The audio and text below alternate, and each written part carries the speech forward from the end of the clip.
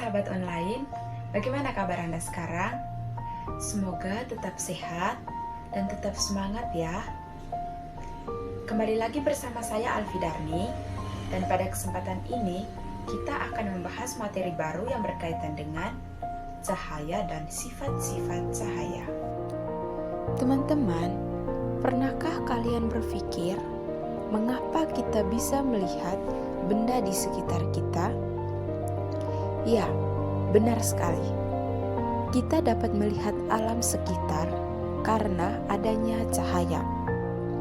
Teman-teman, perlu diketahui bahwa cahaya itu merupakan energi yang terbentuk oleh gelombang.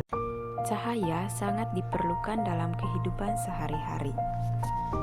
Cahaya berasal dari sumber cahaya, misalnya matahari, bulan, bintang, cahaya lampu, lilin, dan masih banyak lagi. Sahabat semua, pernah tidak kalian melihat pelangi yang muncul setelah hujan?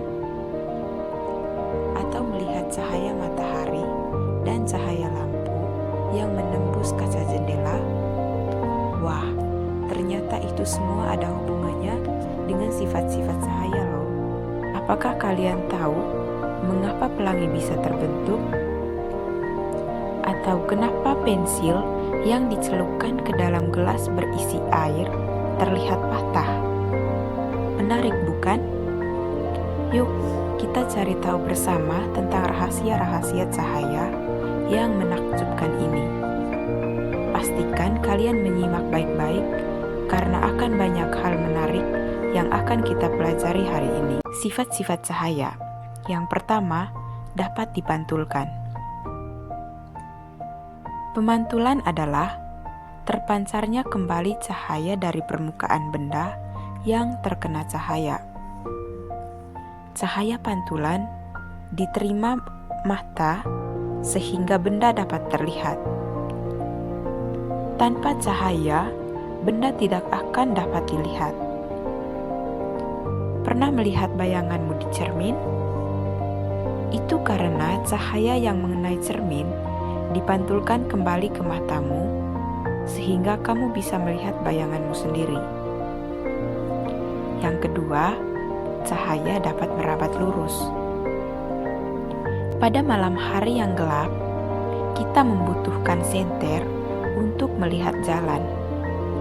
Cahaya dari lampu tersebut merambat lurus dengan arah senter.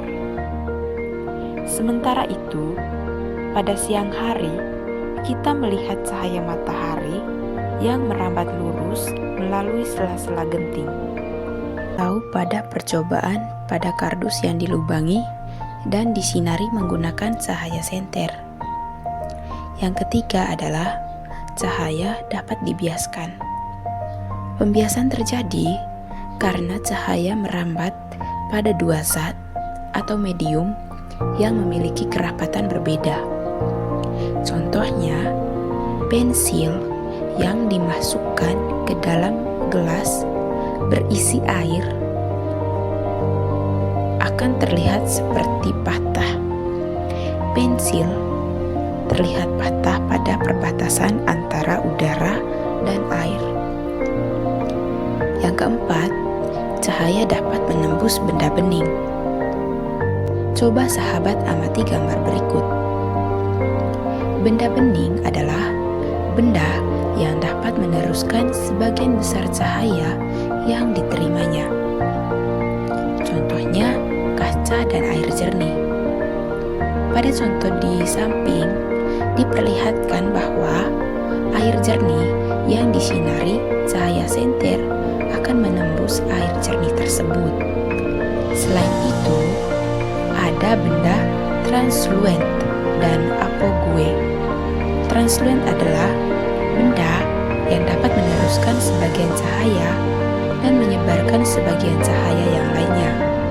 Contohnya plastik dan kain gorden tipis. Sementara itu, apogue adalah benda gelap yang tidak tembus cahaya. Contohnya batu, kayu, buku, dan air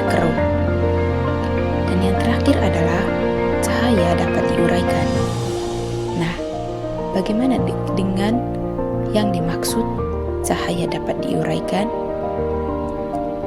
Oke, sahabat, coba perhatikan gambar di samping. Sebenarnya, cahaya matahari yang biasanya terlihat berwarna putih itu sebenarnya terdiri atas perpaduan beberapa warna. Perpaduan warna tersebut kita sebut dengan spektrum warna.